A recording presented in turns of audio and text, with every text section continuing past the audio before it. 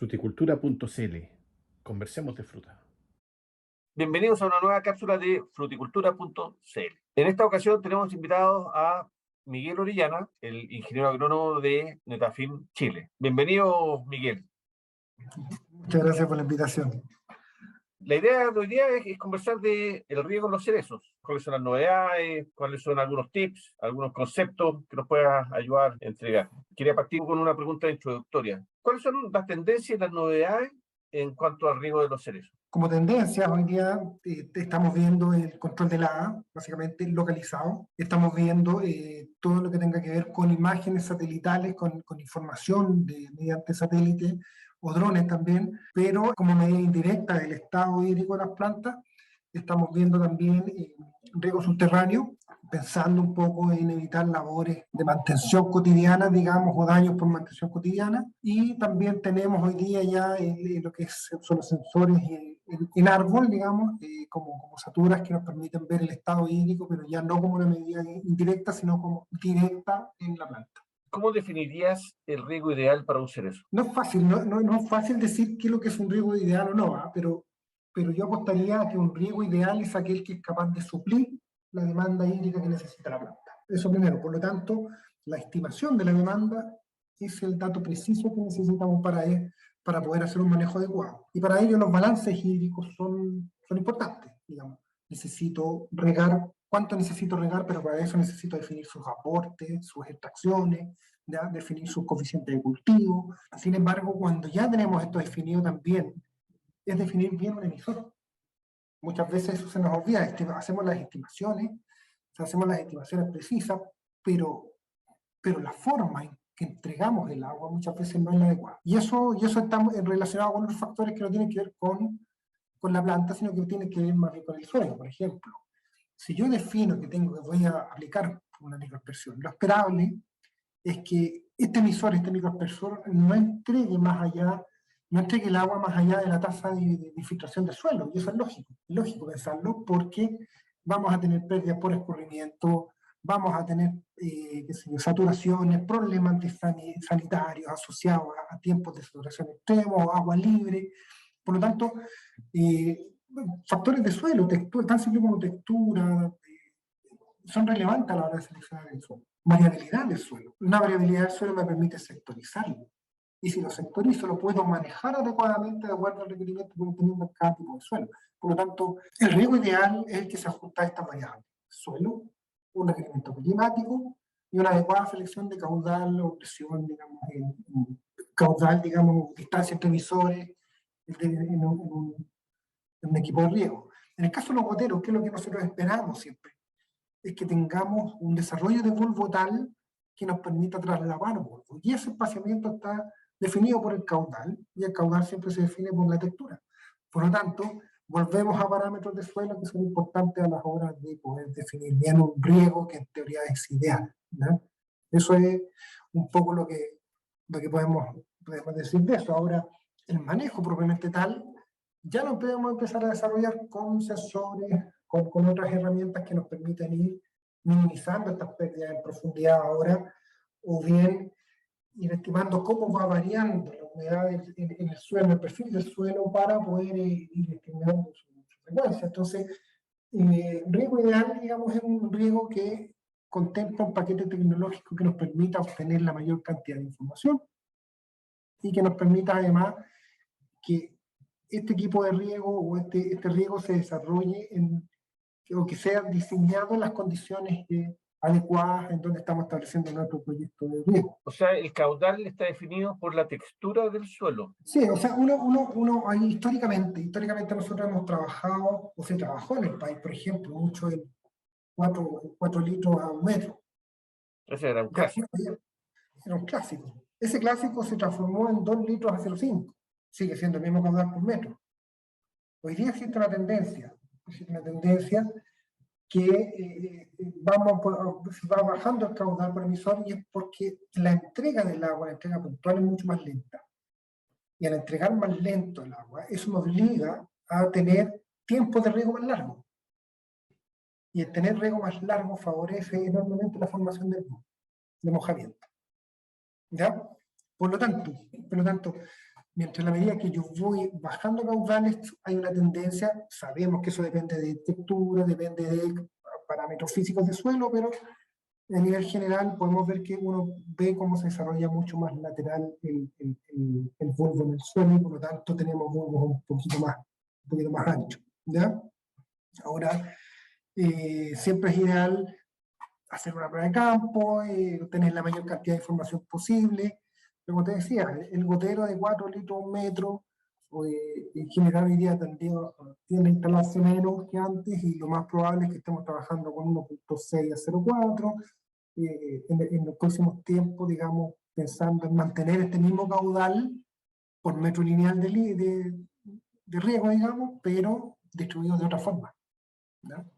Buscando siempre ese traslape entre bulbos y que nos genere una franja húmeda completa. Y ahora con el riego por goteo enterrado, esa relación no se modifica. Mira, ¿qué es lo que estamos viendo? Básicamente, y no tenemos un dato propiamente tal como digamos, empírico, pero o sea, tan preciso. Lo que hemos visto es más empírico, lo que estamos viendo de lo que el proyecto desarrollamos. El bulbo tiende a ser un poquito más delgado, y eso es porque parte del agua creemos que se está destinando a mover también un poquito más hacia arriba, digamos. Si tenemos la línea enterrada, parte del agua desarrolla digamos, un bulbo sobre la línea, ¿ya? Digamos, parte del bulbo se desarrolla sobre la línea, no sé si me explico. Pero... ¿Cuánto en cerezos, más o menos, para ir visualizando esto, cuánto es lo que se recomienda enterrar la línea en cerezo, o depende también de la textura de eso? No, depende más que la textura, va a depender un poco del sistema radicular, ¿ya? Del sistema radicular. Normalmente, aquellos raíces que sean mucho más superficiales en su desarrollo van a necesitar un enterrado de línea más superficial. Depende del estado también, de cuántos años tiene cultivo, ¿ya? Por ejemplo, no sé, el otro día fuimos a ver nogales, y los nogales con 10 años tienen sus raíces muy encima, por lo tanto hay que ver principalmente una calicata y ver su profundidad de raíces. En general, lo que hemos visto que no más allá de 25 a 20 centímetros, ¿ya? Sabemos que muchas veces uno se puede instalar más abajo, va a depender también de lo que queramos ver y de lo que es manejo que queramos ver, pero yo creo que entre 20 y 25 probablemente sea una buena profundidad. ¿Y la distancia entre goteros varía también una vez enterrado? Mira, nos estamos moviendo en ese caso con caudales que yo creo que mayoritariamente van entre 0,4 hasta no más allá de 0,6 entre goteros, perdón, entre goteros. Y eso con el gotero de 1.6 nos ha dado bastante buenos resultados. Llegamos a ver bulbos bastante completos, digamos, bastante traslavados. Uno tiende a ver, si tú haces un corte transversal en la línea, longitudinal, podemos ver el bulbo prácticamente completo. ¿Y qué pasa con la profundidad del suelo, entonces? ¿Se puede servir de reservorio? En general, sí. Ahora, ¿qué es lo que nos ha pasado en el riego por goteo enterrado?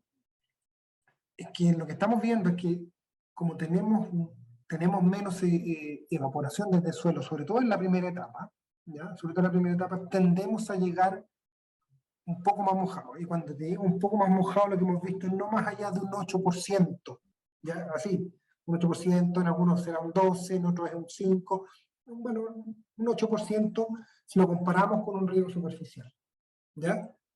Eso, ojo, haciendo el mismo manejo histórico que hemos hecho siempre. Aquí no estamos hablando de incorporación de ningún tipo de tecnología, ni de sensores, ni de otra cosa, digamos. Solamente ¿Eso quiere decir que hay un 8%, has visto un 8% de ahorro de agua? No. Lo que yo he visto es que si yo con ese 8% puedo eventualmente correrme 1 o 2 días, y eso va alargando la frecuencia, ¿ya? Va alargando, me dando una ventana más de desplazamiento, y eso puede llegar a ser 1 o 2 riegos menos. Y lo que hemos cuantificado es más o menos que eso implica un 13%. ¿Ya? O sea, tener ese 8% más de un contenido gravimétrico de agua nos ha hecho separarnos 1 riego, 2 riegos, 3 riegos menos. ¿Ya? Eso es un poco lo que hemos visto. Ahora, hay que seguir adelante, hay que seguir con el monitoreo, hay que seguir con el seguimiento de tu proyecto. Se habla por ahí de un 30%, no lo hemos visto todavía, no hemos llegado a esa magnitud. Llegamos con un manejo de sensores de humedad bastante acucioso en la entrega, en el agua y todo eso, un 16%, entre un 14 y un 16%, ¿ya?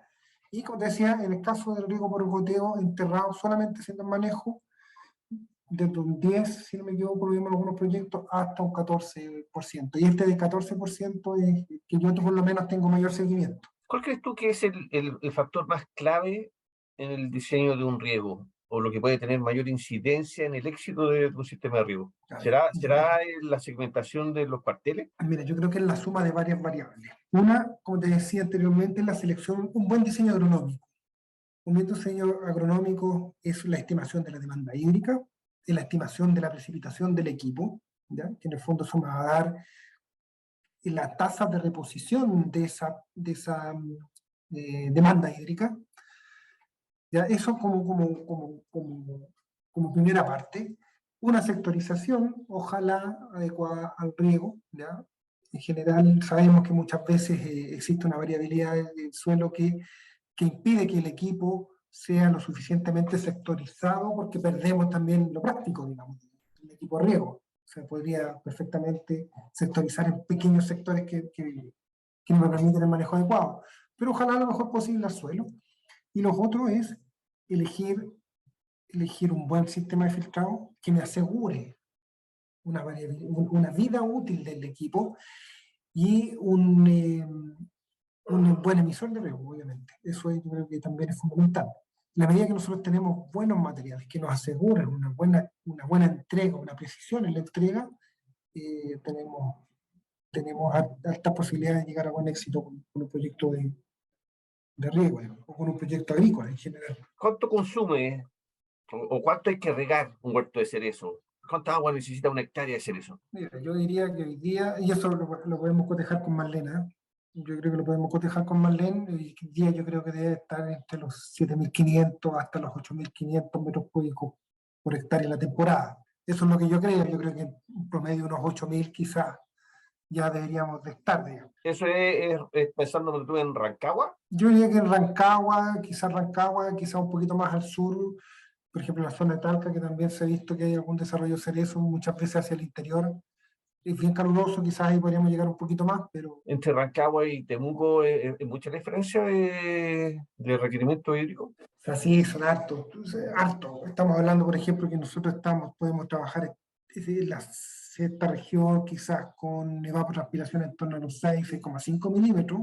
Aquí nosotros sabemos que los equipos se dimensionan quizás a veces con 7,5, 8. La verdad es que lo que hemos visto en algunos datos que 7, 6,5 quizás podríamos andar en la zona más central, pero en Temuco y en algunas partes de Osorno, donde vimos algunos proyectos de cerezo, estamos en torno al 5,5. Por lo tanto, la ubicación también varía muchísimo, ¿ya?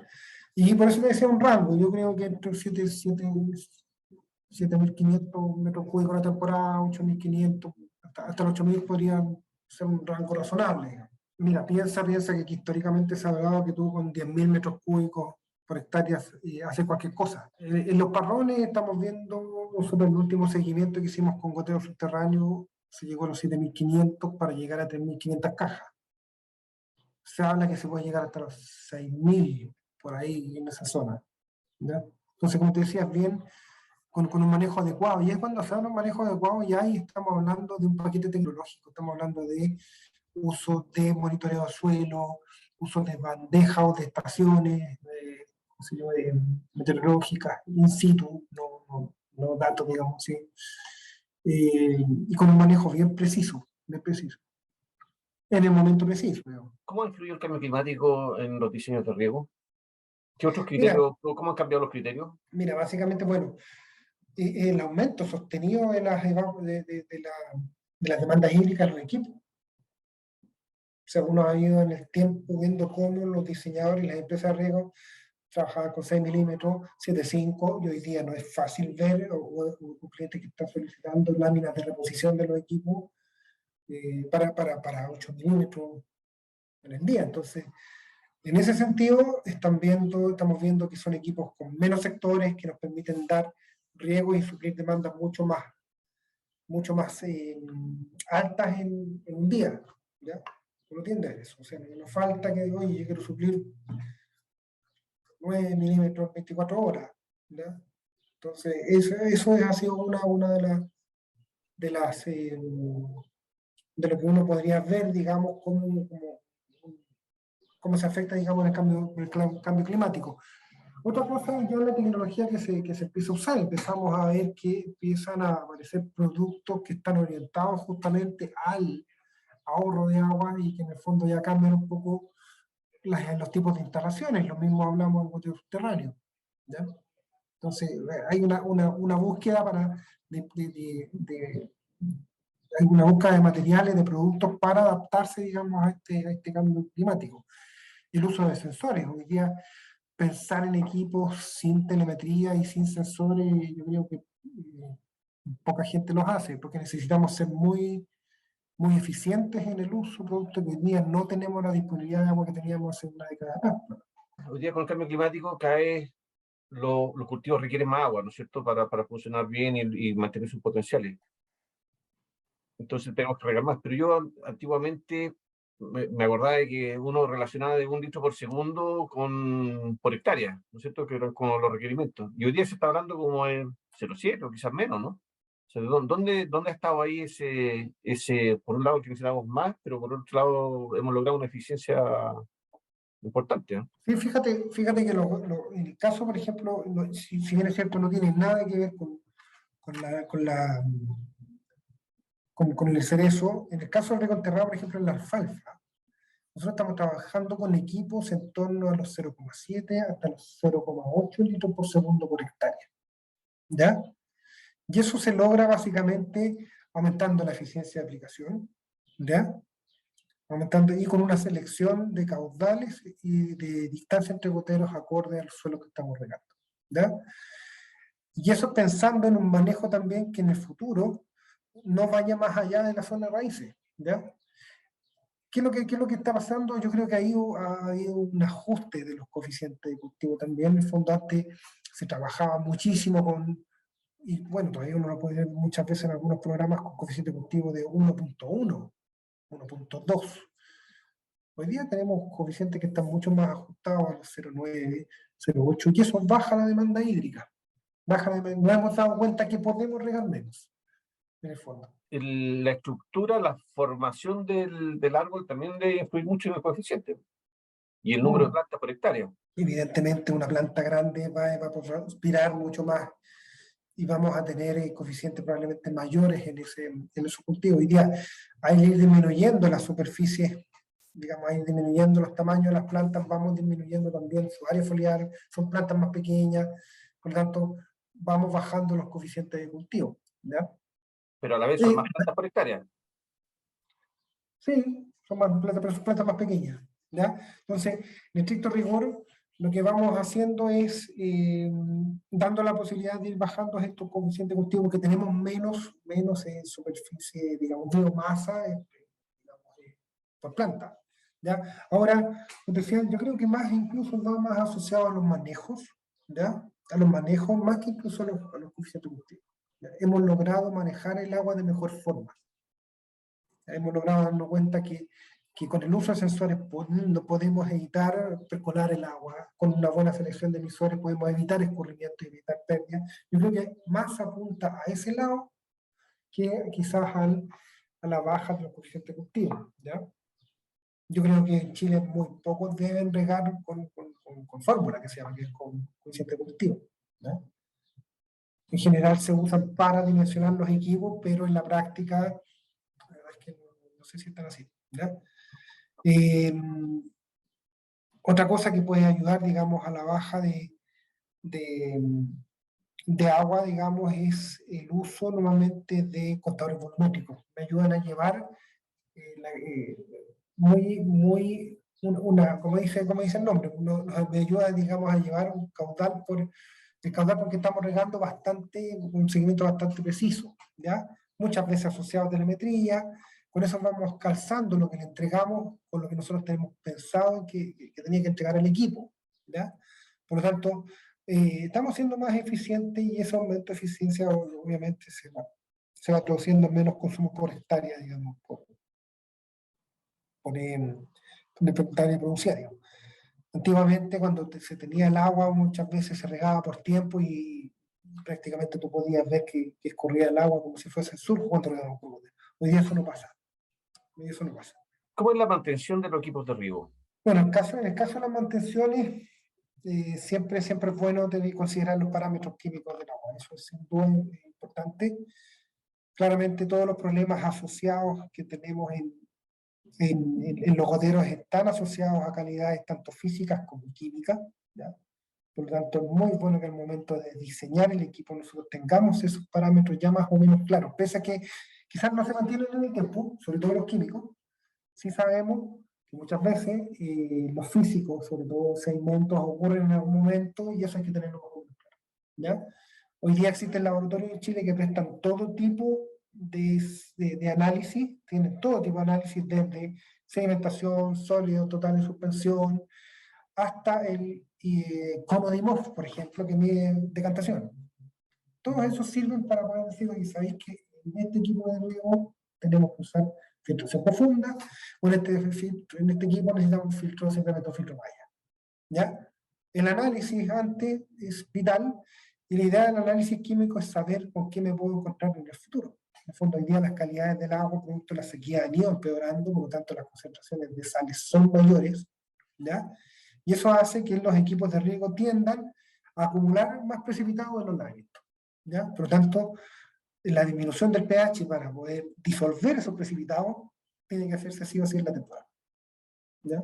Eso nos va a permitir tener un buen equipo. Y en el sur cambia, yo diría que desde Temuco hacia el sur probablemente estamos hablando de otro tipo de precipitados, manganeso, hierro presentes en el agua, generan otro tipo de precipitados que se tratan principalmente con oxigenación del agua, principalmente, y son más difíciles de combatir si las tenemos ya incrustadas, digamos, en el poder. Por lo tanto, se evitan antes de entrar, en lo posible. También tiene que ver con qué tipo de material vamos a usar. Si estoy pensando en una línea que va a durar, tiene que durar 10 años como mínimo, no puedo pensar a lo mejor en un filtro malla, tengo que pensar en un filtro de filtración profunda que me permita asegurar la integridad del gotero durante este tiempo. Si estoy pensando en una línea que tiene que durar una temporada para hortaliza, bueno, quizás si estoy regando directo sin acopio, a lo mejor puedo optar por un filtro malla.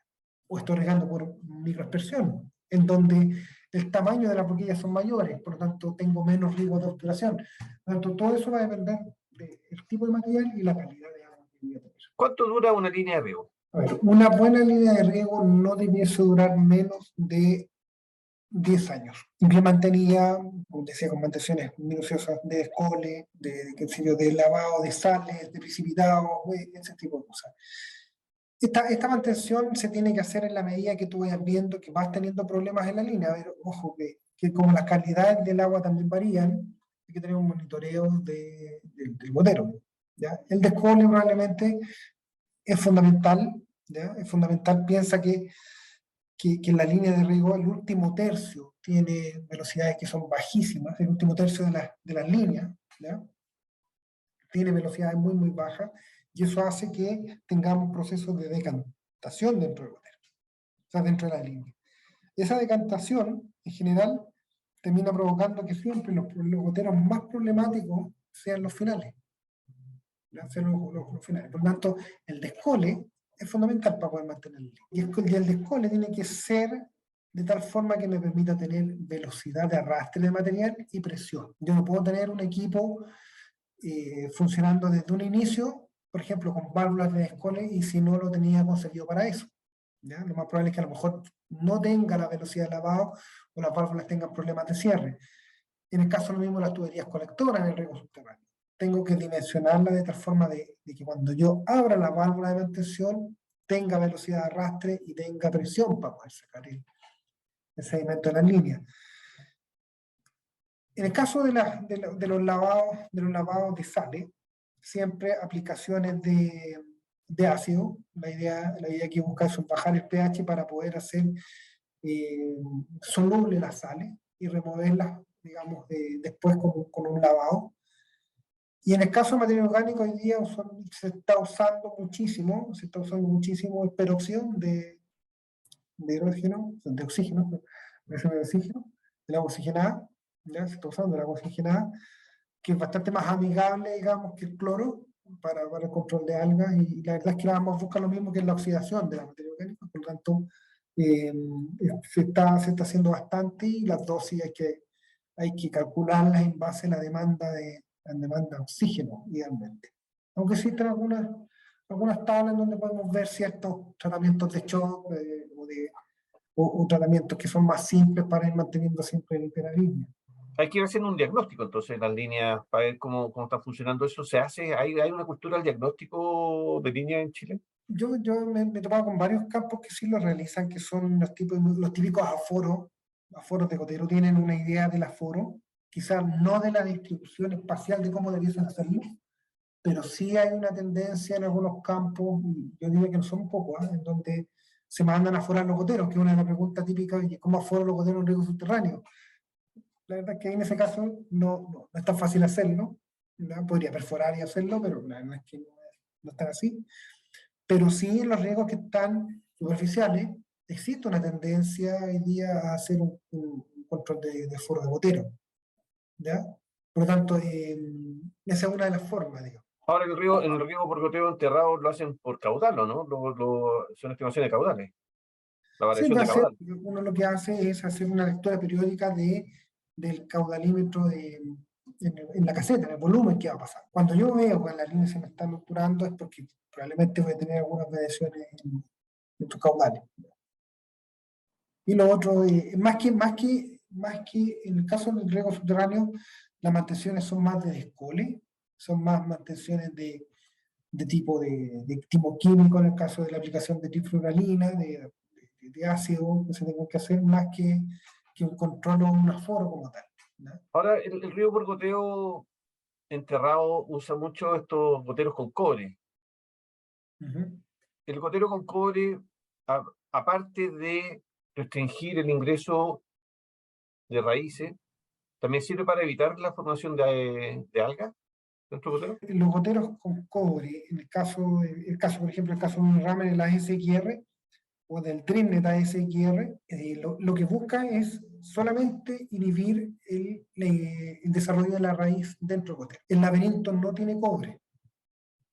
Por lo tanto, se puede llegar a tapar sin problema con materia orgánica si no lo cuidamos, digamos, ¿ya? No.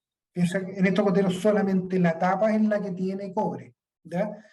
En ese caso, hay que hacer siempre las aplicaciones de agua oxigenada, ¿ya? Eso no nos podemos salvar. Ahora, siempre y cuando tengamos la carga orgánica en el agua lo suficientemente importante para tener que hacerla. Hoy día se está usando mucho los techos en cerezo, especialmente en cerezo. ¿Hay alguna variación con el riego ahí? Con el equipamiento de riego no, es probablemente el mismo. ¿Ya? Lo que sí hemos visto que Pulsar se está adaptando muy bien a los techos, ¿ya? Porque aprovecha la estructura. ¿Qué es Pulsar?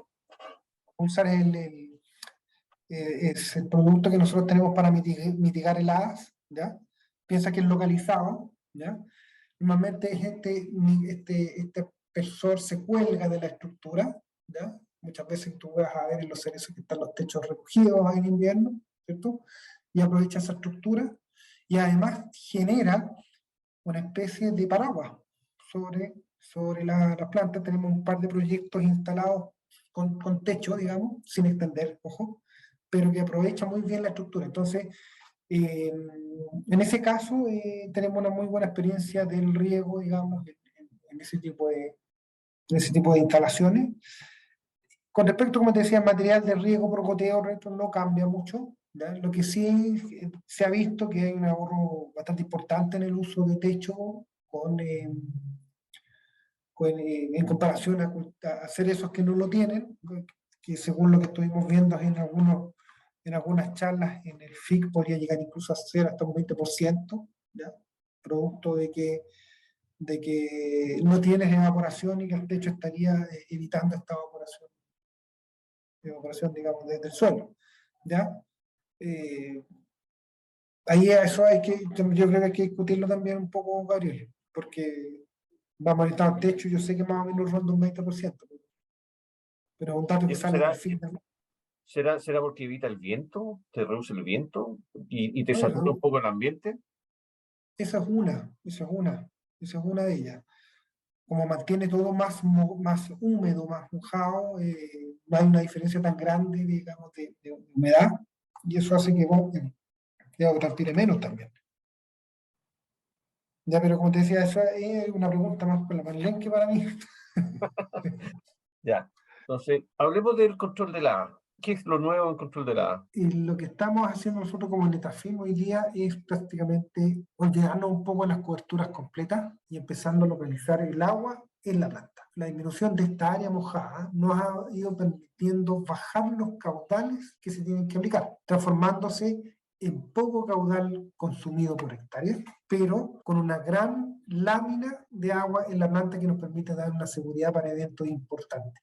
Y por eso que nosotros hablamos que por ejemplo, con una localización con Pulsar, con una precipitación de 3 milímetros, 2,5 milímetros de planta, podríamos llegar a 4, 4,5, bajo cero, sin ningún problema, pero bajo consumo digamos, por hectárea, a tal punto que se podría llegar desde 10 metros cúbicos hora, dependiendo del marco de plantación, hasta unos 15 metros cúbicos y por ahí nos andamos moviendo. Ojo que el hecho de usar un controlador de bajo caudal no implica que todos los equipos de riego los vamos a transformar fácilmente a un control del agua. Siempre los equipos necesitan complementar sus sistemas de bombeo si queremos trabajar con este tipo de dispositivos porque necesitan más presión, pero sí nos permiten hacer uso en parte de los equipos existentes. Eso es lo que estamos trabajando con Pulsar. Entonces, es localización con bajo consumo de agua por hectárea. ¿Cuánta agua por hectárea utiliza un control de la A? Mira, dependiendo del caso localizado, hemos visto equipos que pueden llegar desde los 10 metros cúbicos por hectárea, para que nos hagamos una idea, si tú tuviese un equipo de riego que tuviese un sector de 3 hectáreas, podría eventualmente con un caudal de 30 metros cúbicos controlar, digamos, el sector completo, ¿ya? Versus una cobertura completa que para aplicar los mismos 3 milímetros necesita esos 30 metros cúbicos en una sola hectárea. ¿Ya? Esa es la diferencia, ese es Es la un diferencia tercio entonces la sustancial, diferencia, ¿no? tercio de la diferencia. ¿Ya? Entonces yo perfectamente en ese caso podría aplicar con el tercio de agua, controlar muchísimo más. Ahora va a variar siempre de los tamaños de la canopia, varía digamos, en función de la macroplantación, pero nos estamos moviendo en esos rangos entre 10 a 15 metros cúbicos por hectárea, con precipitaciones que en ningún caso disminuyen o son más bajas de los 2,5 milímetros. ¿Es considerando una edad de -4, de -2, o da lo mismo un poco el nivel de... No, da lo mismo porque es aplicación en planta, es el caudal instantáneo. O sea, nosotros, independiente del frío que haga, va a ser el mismo caudal. ¿Ya? Ese caudal es la suma de todos los emisores que hay en una hectárea, versus que la precipitación localizada en planta, que es el caudal dividido por el área que está mojando. ¿Ya? Entonces, como te decía, como dejamos generar sin mojar y nos centramos solo en la planta, bajamos muchísimo los caudales necesarios para mojar esa planta con 3 milímetros o 2,5 y por lo tanto vamos teniendo menos caudal mojado por hectárea. O sea, menos caudal, perdón, instantáneo por hectárea. Estos sistemas de control de la A en verano podrían servir para bajar temperaturas, evitando desórdenes fisiológicos y mejorando quizás las reservas para la próxima temporada, fundamentales para producción y calibre. Sí, sabemos que algunos agricultores lo están usando y la verdad es que les ha ido bastante bien, sobre todo en Palto. Las magnitudes de agua que aplican no las tengo claras, ¿ya? Pero sí sé que están aplicándolas en épocas de diciembre, en el fondo pensando en bajar estas temperaturas para poder apoyar un poco la industria floral y la producción la próxima temporada. También hay algunos que están aplicando productos, ¿ya? La verdad es que ahí hay que ser bastante cuidadosos, ¿ya?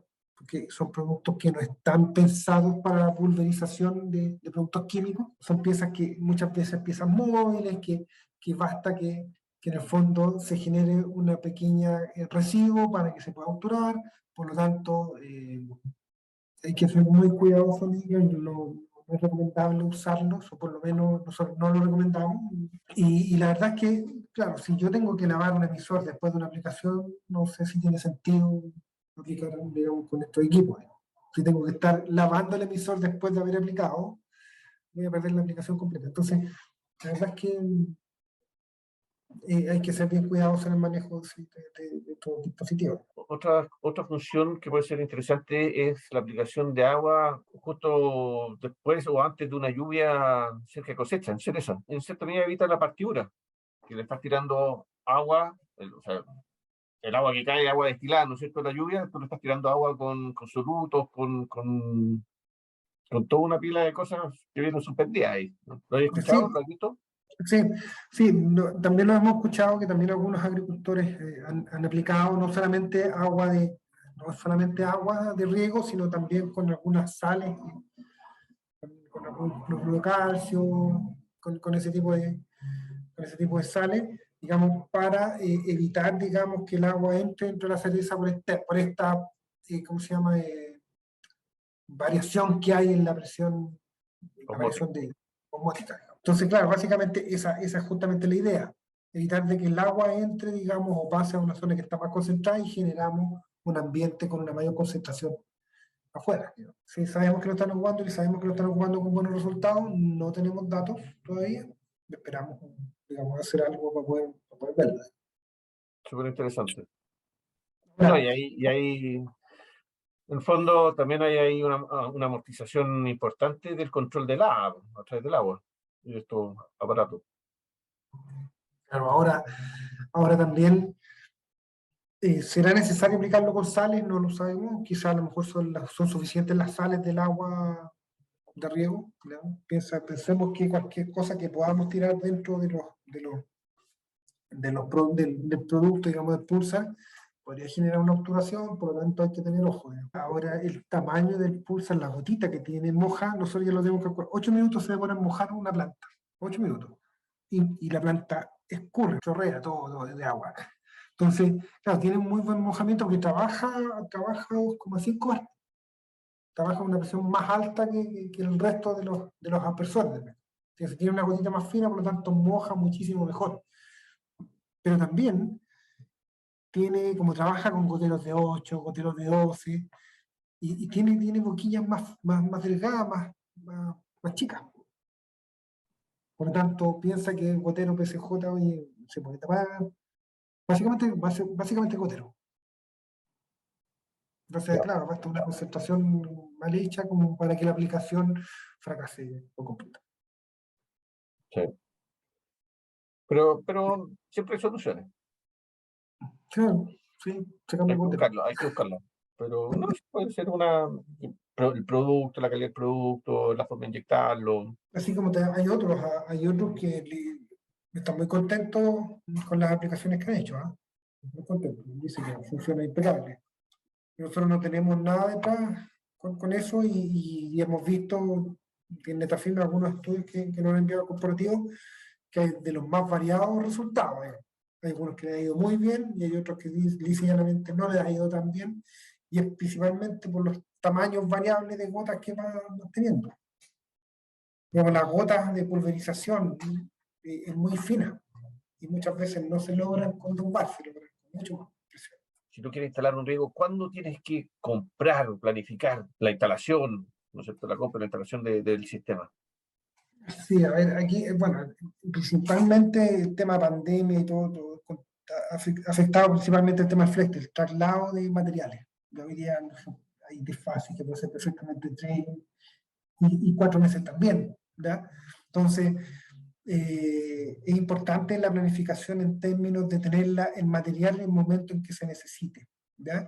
Y esto implica que hoy día un proyecto de riego, si queremos hacerlo con suma tranquilidad, es decir, tener hoy día en abril, qué sé yo, en abril, mayo, junio, quizás junio, ya un riego terminado, para poder plantar en invierno, ¿ya? Eso nos implica, digamos, tener que tener desarrollado el proyecto prácticamente a finales de febrero, ¿ya?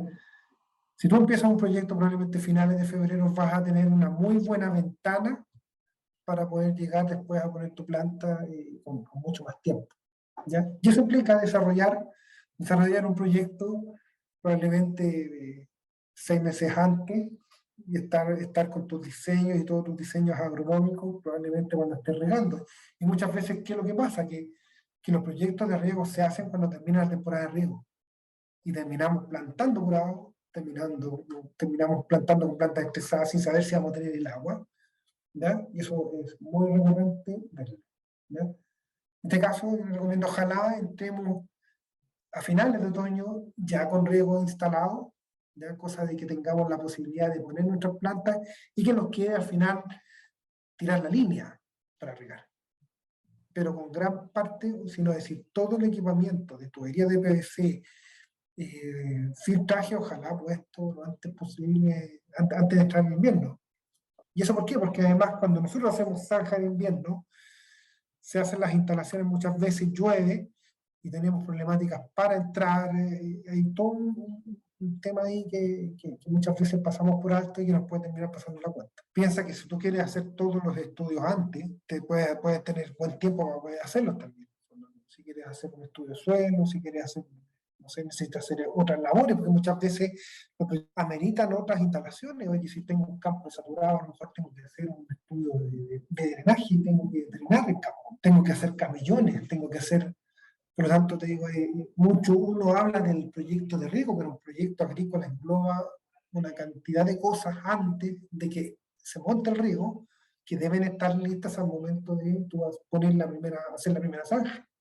Hoy día se está hablando mucho de las imágenes satelitales. ¿Por qué son importantes las imágenes satelitales? Yo creo que las imágenes satelitales se han transformado en una tremenda herramienta de información, ¿ya?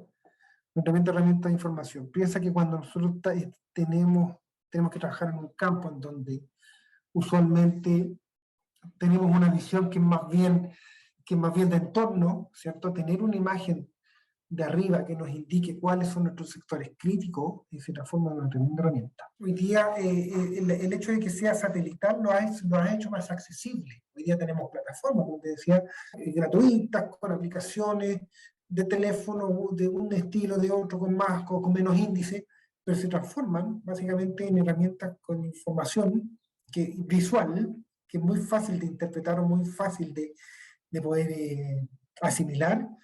Y eso nos permite, digamos, tener un monitoreo mucho más macro que lo que teníamos antes, ¿ya?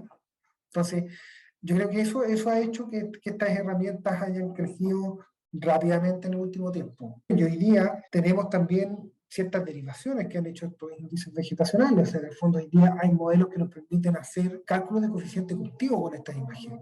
Y con eso, si le sumamos una estación meteorológica, tenemos un cálculo de demanda hídrica. Por lo tanto, tenemos diferentes aplicaciones para este tipo de imágenes y la verdad es que se han transformado, como te decía, en una herramienta muy útil. ¿Qué gana el productor con las imágenes satelitales en la práctica?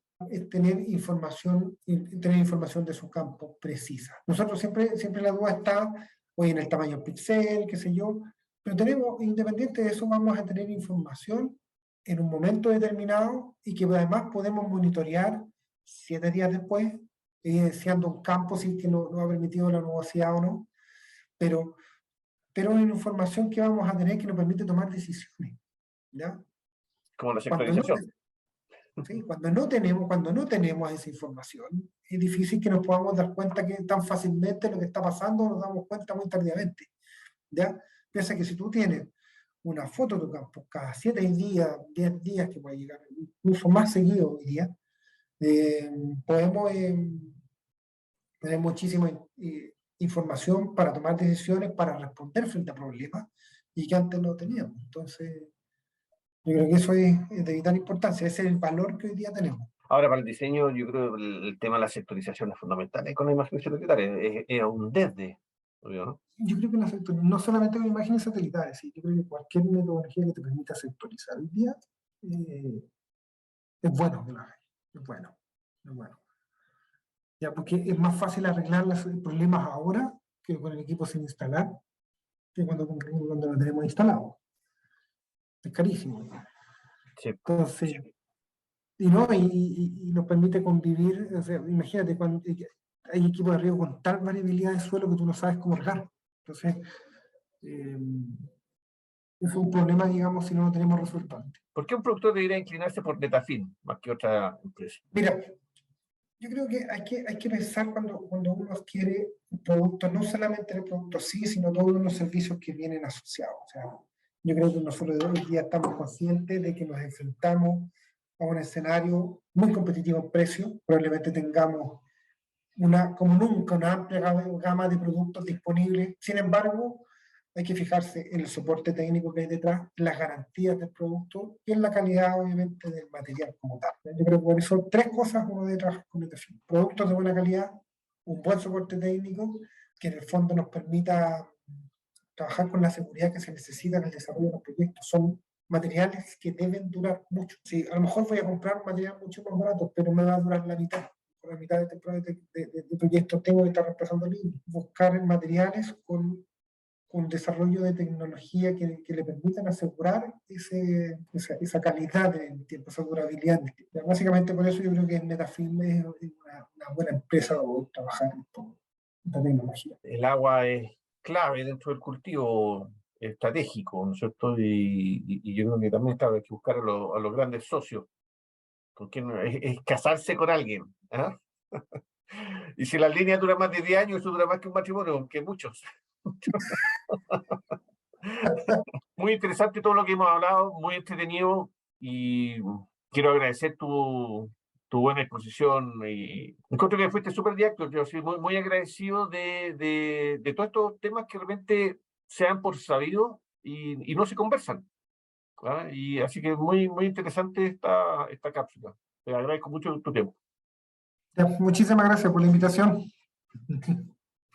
Nos vemos. Hasta una próxima cápsula. Chao. Chao.